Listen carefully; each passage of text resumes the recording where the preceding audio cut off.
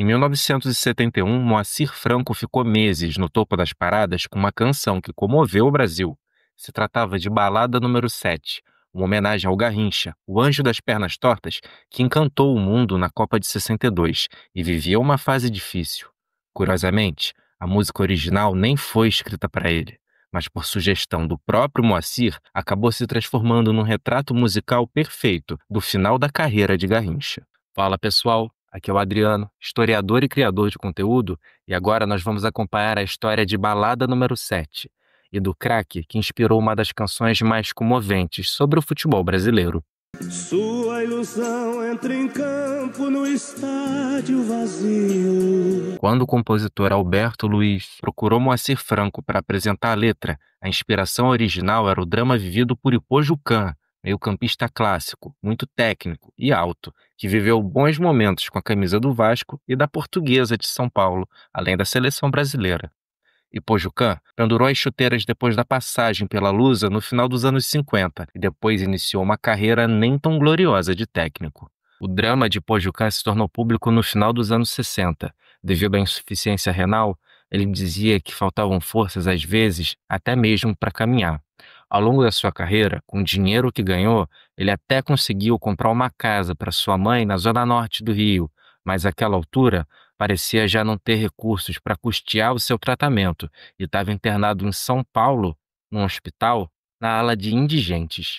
Colegas dos seus tempos de jogador até organizaram uma partida beneficente por ele.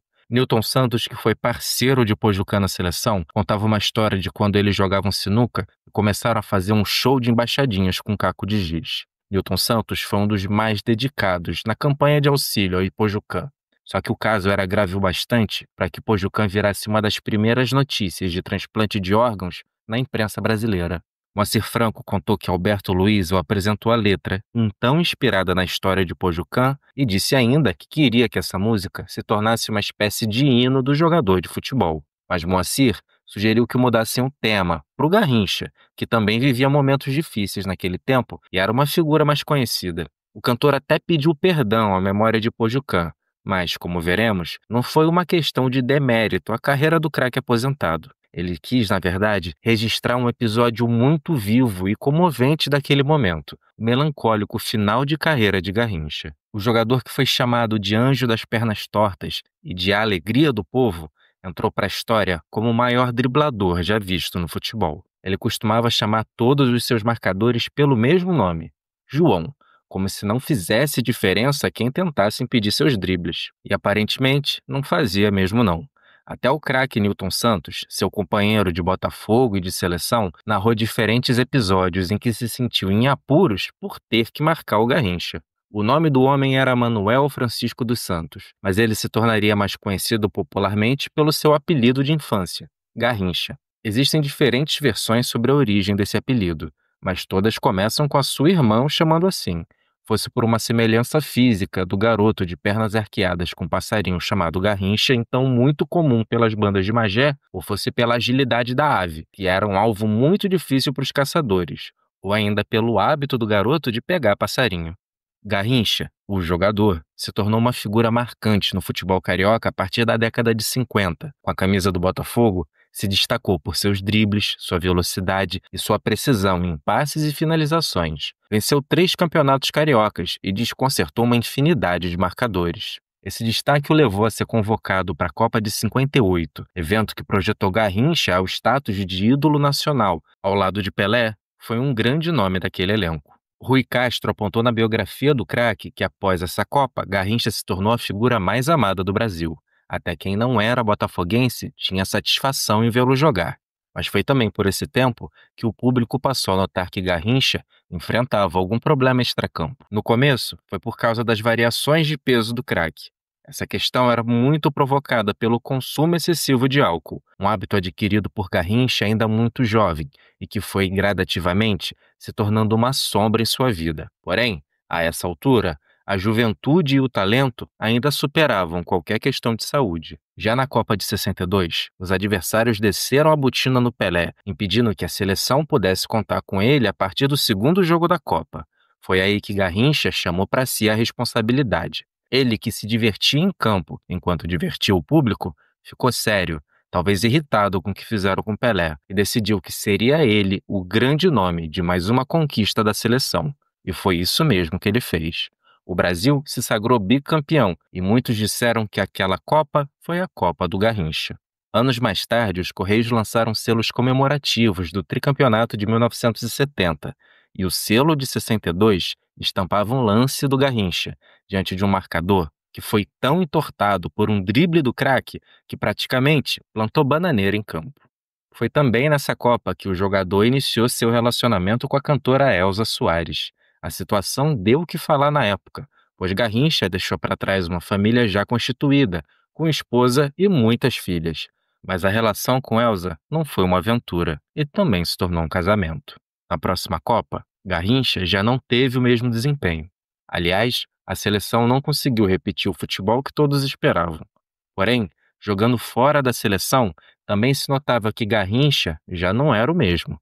As infiltrações no joelho, a passagem do tempo e os problemas com álcool foram alguns dos fatores que marcaram o declínio do jogador. A essa altura, Garrincha tinha deixado o Botafogo e assinado com o Corinthians, mas não se firmaria mais em nenhuma equipe desde a saída do Alvinegro Carioca. Em 1969, uma tragédia se abateu sobre sua vida. Garrincha estava dirigindo fora do estado de sobriedade e causou um acidente que custou a vida de sua sogra. Garrincha e Elza, abalados com a tragédia, decidiram deixar o Brasil e partiram para a Itália no início dos anos 70. Firmaram residência em Roma e Elza, grande cantora que era, teve uma carreira de sucesso também no exterior. Garrincha, por sua vez, ainda queria jogar, mesmo que não estivesse mais no auge. Naquele ano, aconteceu a Copa do Mundo no México, a primeira desde 58, para a qual Garrincha não foi convocado. Porém, seus feitos na conquista de 2 Copas seguiam vivos na memória de muitos, e torcedores lá no México se sentiram até decepcionados por não terem tido a oportunidade de verem o Garrincha jogar aquela Copa. Mesmo entre os brasileiros, já cientes do declínio do jogador, as lembranças do craque decisivo e imparável viraram uma comparação constante e elogiosa com um bom futebol apresentado por Jairzinho. E lá de Roma, Garrincha chegou a enviar uma carta para os jogadores da delegação brasileira, os incentivando para mais uma conquista. A carta contagiou a todos com alegria. Então, de certa maneira, Garrincha ainda contribuiu em mais uma Copa. O Brasil se sagrou tricampeão com aquela que ficaria conhecida pela história como a melhor seleção brasileira de todos os tempos. Leitores enviavam cartas aos jornais pedindo que as autoridades dessem um jeito para que Garrincha fosse participar das comemorações de mais um título mundial. Foi também nesse ano que um vestiário do estádio do Maracanã recebeu o nome de Mané Garrincha, em mais uma homenagem feita ao ponta-direita.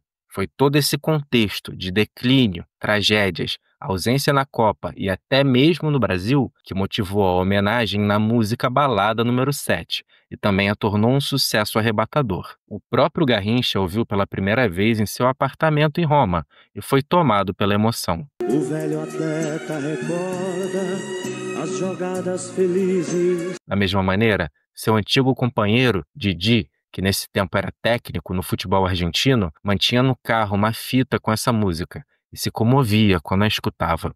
Segundo Didi, em entrevista, esse torto carregou a pedra pesada que foi fazer os títulos de 58 e 62 chegarem ao Brasil. Esse torto foi um gênio e acabou como não poderia acabar. Eu sou vidrado no Garrincha. Se pudesse, trazia-o para Buenos Aires e faria o possível para acertar sua vida. Mais ou menos 10 anos antes, Garrincha encantava o mundo inteiro como um dos maiores craques já vistos.